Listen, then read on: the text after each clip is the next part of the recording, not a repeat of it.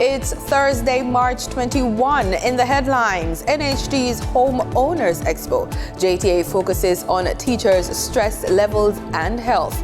In business news, Statin reports point-to-point inflation rate up by 6.2%. Regionally, Guyana and Cuba partnering to meet region's agrochemical needs. In sports, an update on the ISA Grace Kennedy Boys and Girls Athletics Championships. This is the news on PBC Jamaica. I'm Simone Absalom Gale.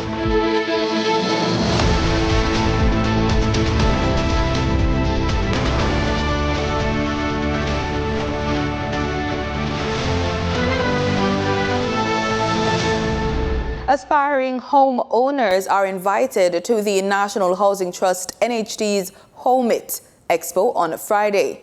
NHD contributors will have access to a wide range of NHD housing and mortgage-related services in one central location, Emancipation Park, Kingston. Self-employed Jamaicans looking to become NHD contributors will also have assistance with the registration process and be provided with information on how to access NHD benefits.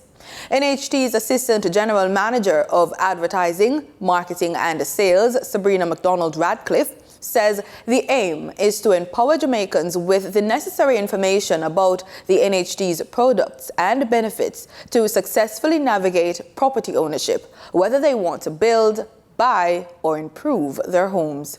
The Jamaica Teachers Association, JTA, is commissioning a study to examine the correlation between stress levels of teachers and their mental and physical well-being. This follows the unexpected death of several relatively young educators over the last few years. Denita Rodney tells us more. Speaking on the matter, Jamaica Teachers Association JTA President Leighton Johnson said due to the high intensity of the job and the deaths in seemingly quick succession, he thought it prudent to conduct a study as a legacy project. This is why we want to commission this study, to move from anecdotes, to have that empirical data, to present to the nation, to make recommendations to the Ministry of Education, to our teachers, to school administrators, to give teachers a strategy how to deal with these situations. President Johnson also said the association is urging teachers and school administrators to pay close attention to their physical health. We have been encouraging them, by and large, to know your numbers. There are those individuals who indicate that, I have this niggling pain. It is not debilitating. It is just there, and, I just left it alone. We're saying to them, stop, get checked, understand what is happening. And from that perspective, then you can take corrective measures in many regards. Mr. Johnson said the study should get underway in August. Reporting for the news on PBCJ, I'm Denita Rodney. Still on education, Jamaica is advancing science, technology, engineering, and mathematics (STEM) education with full scholarships valued at $2.5 billion. The curriculum of early childhood sector has also been revised to incorporate more tenets of STEM.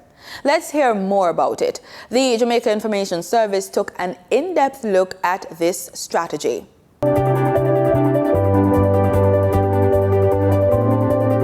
In STEM, the teaching is learn by doing. So students don't learn by you telling them what to do, but they actually are able to use that hands-on approach to learn about what it is that they're doing. So for example, we're teaching about light, and we talk about what is light, so you give them a little bit of a background. You find out what they know as well, and then you're now actually creating something. You're making a model, you're using art, you're using science, you're using technology. So you're able to integrate these different disciplines so that students can walk away with the different process skills. In order for them to create, they have to go through a process. They have to think, they have to problem solve. And that is how you get the critical thinking skills and the creativity coming out, these 21st century skills. That is how they're able to actually do it.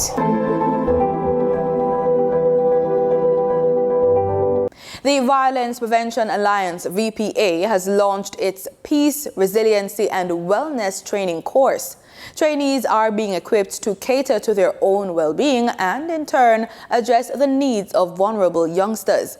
It is available for students in training and frontline professionals who work with children deemed at risk. The training is being offered through the Peace Institute at the International University of the Caribbean and represents the latest component of the Child Resiliency Program, which is operated by the VPA. VPA's Resiliency Program Director, Dr. Kim Scott, explains that the 8-week course forms part of a targeted decision to invest in persons who will be or are working closely with children at risk. The Port Antonio Tax Office is closed for business today, Thursday, March 21. Tax Administration Jamaica says in a statement that during this time, persons are being advised to visit the Buff Bay or Port Maria tax offices to conduct their usual transactions. The statement explains that the closure has become necessary as the tax authority takes the necessary steps to install air conditioner units to address air condition challenges, which have been significantly impacting customer service delivery at the location. Taxpayers are reminded that several transactions may be conducted using TAJ's tax portal at their website www.jamaicatax.gov.jm. These include filing, payment, the property tax querying, and others. For further information, persons may contact the Tax Administration's Customer Care Center at 888-TAX-HELP.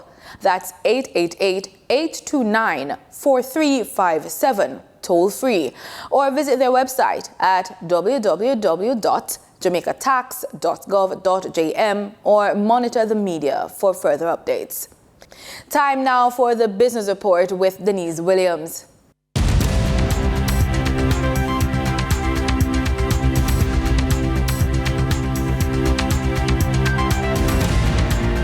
Good day, everyone, and thank you for joining us on the Business Report. I'm Denise Williams, your guide through the latest happening in the world of business. The Statistical Institute of Jamaica reported that for February 2024, the point-to-point inflation rate was up by 6.2%. That is 1.2 percentage points lower than the prior point-to-point inflation rate. However, for the month of February 2024, the inflation rate itself was down by 0.6%. The upward movement in all items between February 2023 and February 2024 was mostly related to increases in the divisions of food and non-alcoholic beverages, transport, and restaurants and accommodation services.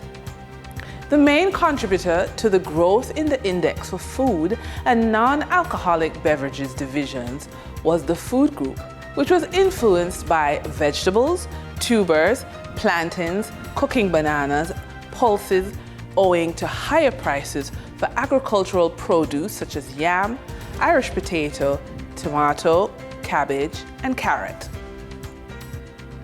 Trans-Jamaica Highway Limited for the year ended December 31, 2023 reported a 16% increase in revenue to US $75.20 million relative to US $65.01 million in the corresponding period last year. The increase in revenue was due to greater levels of traffic over the previous year, in addition to movements in the toll tariff, which is reviewed annually. Net profit for the quarter amounted to US $6.39 million relative to a net loss of US $11.28 million in 2022. Jamaica's tourism sector remains bullish on achieving its ambitious 555 objective, aiming for US $5 billion in earnings, 5 million tourist arrivals, and a series of key performance indicators over a targeted 5-year period ending in 2025. Despite global challenges like inflation and labor shortages, the sector has shown resilience, already surpassing expectations with over $1 billion in revenues since the beginning of the year. Discussions with Saudi Arabia for investment opportunities are ongoing, with potential investments anticipated by 2025 and 2026. Additionally, the start of commercial flights to Ian Fleming Airport is expected to further stimulate the local economy, with American Airlines expressing satisfaction and potential plans for increased frequency based on demand. During trading on March 20, 2024, the top advancing stocks covered the insurance and finance sectors on the Jamaica Stock Exchange. Key Insurance Company Limited shares advanced by 13.72% for a 31-cent jump to close at $2.57 with 500 shares traded. Mayberry Group Limited shares advanced by 13.37% for a 94-cent price movement to close at $7.97 with 885 shares traded. Cygnus Credit Investments Limited US dollar shares advanced by 13.28% for a 1-cent shift upward to close at US 9 cents with 1,934 shares traded. On the declining stocks that traders experienced on March 2024, the top three losers covered the technology, healthcare, and finance distribution sectors.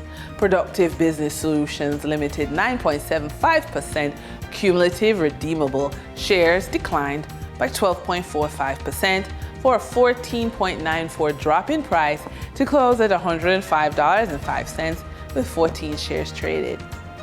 G West Corporation Limited declined by 12.24% for a 12-cent price drop to close at 86 cents with 24,029 shares traded.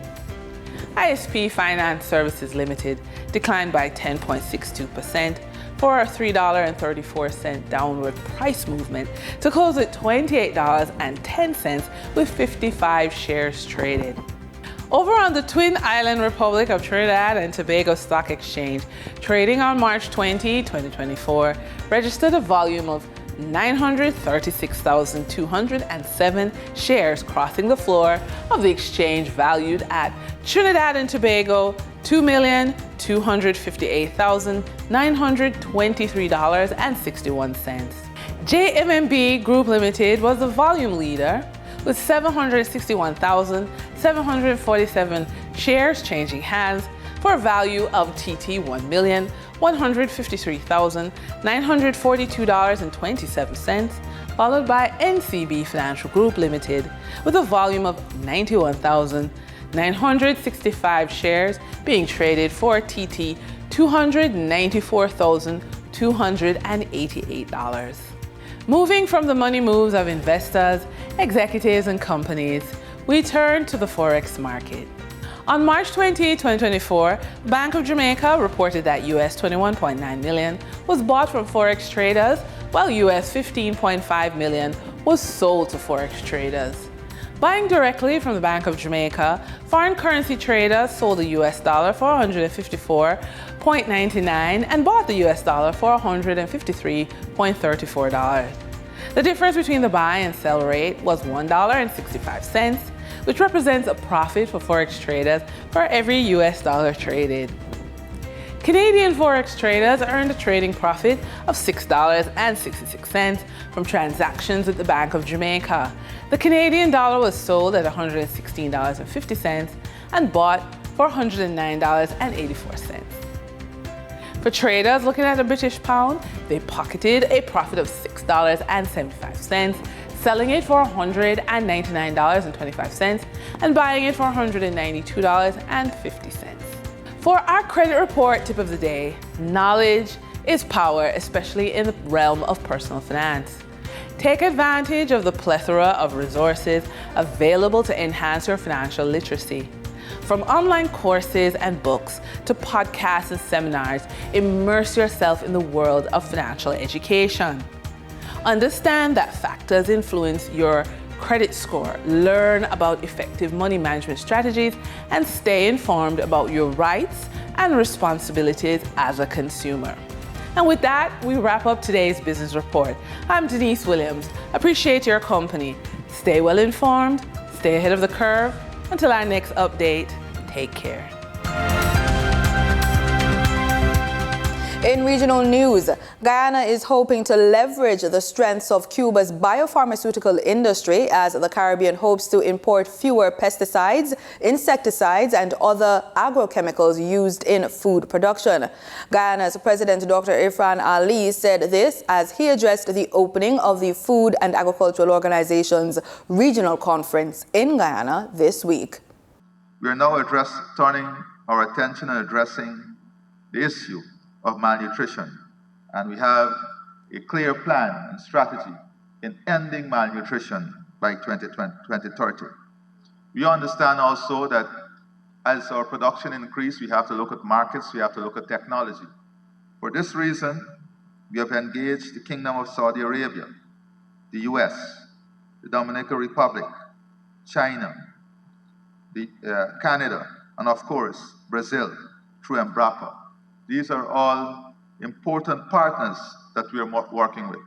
More importantly, very recently, we have started to work with Cuba in an aggressive way to build out the ecosystem using their technology in what is known there as the biopharma industry, but building out an industry that will that we will look at producing all our veterinary needs here in Guyana, all our agrochemical needs for the region right here in Guyana, and that those discussions are in advanced stages as we seek to build out an ecosystem and infrastructure that will serve the collective whole of our region. On Wednesday, Grenada witnessed a significant milestone in its economic development as the Citizen by Investment program was rebranded to the Investment Migration Agency, Grenada. More from GBN News. The official unveiling marked the dawn of a new era under the banner of Citizen by Investment, CBI. The launch is a strategic move to establish the MIA brand on the international stage, reflecting the country's values and aspiration on the global scale. The transition from CBI to IMA represents more than just a name change. It symbolizes a renewed commitment to excellence, transparency, and innovation in the realm of investment migration.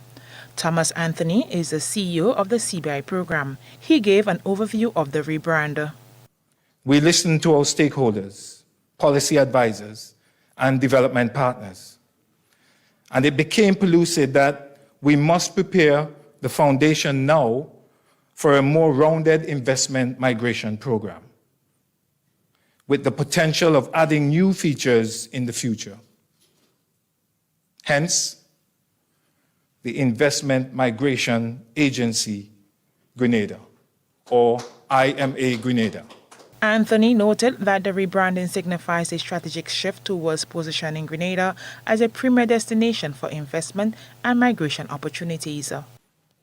A call to action is an imperative when we engage with the target market for citizenship through investment, those who have become citizens, as well as the local community. For those seeking a second citizenship,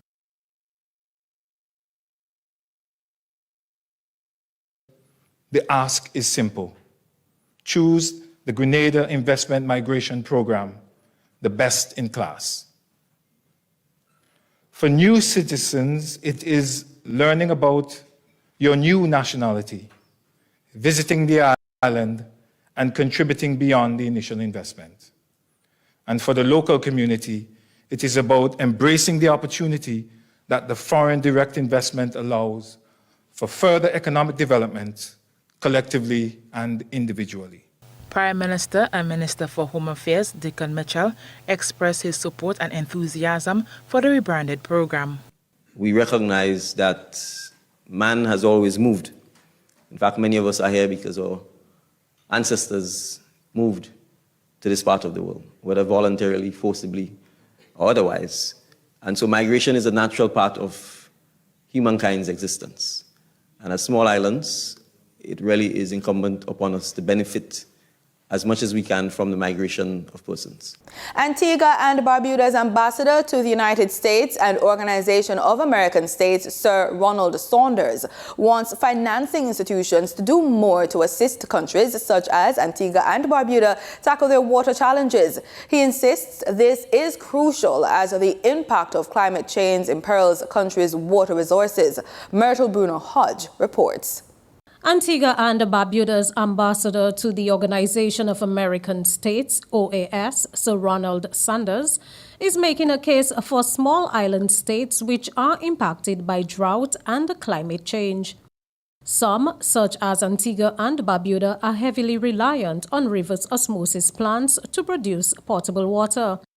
At Wednesday's regular meeting of the Permanent Council, Ambassador Saunders, using Antigua and Barbuda as an example, says lending institutions need to be more flexible with their lending terms. Needs must be matched by resources. And if the needs is water, and it is now critically a need, and we have to buy reverse osmosis plants, we've got to invest in that.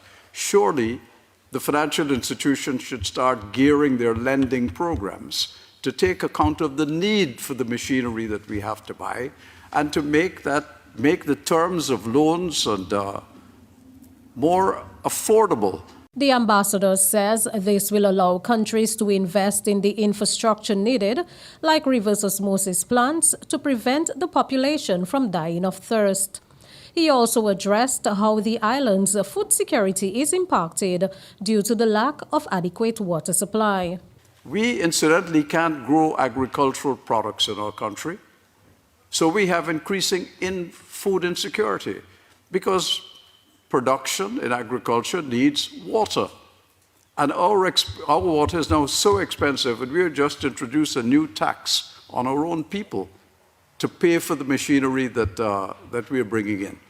A tax that they can hardly afford. Ambassador Saunders says water is a fundamental need, and on that basis, development banks need to tailor their resources to meet real needs. Myrtle Bruno Hodge, ABS News. In sports, we have an update on the Issa Grace Kennedy Boys and Girls Athletics Championships being held at the National Stadium.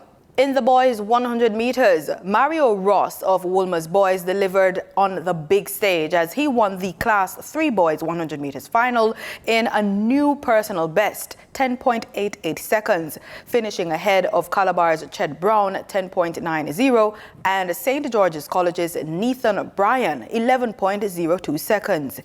KC's Nathan Wade took the Class 2 race in 11.40 seconds ahead of Excelsior's Malik Nugent, 10.52, while Tavane Stewart of Herbert Morrison Technical was third in 10.55 seconds.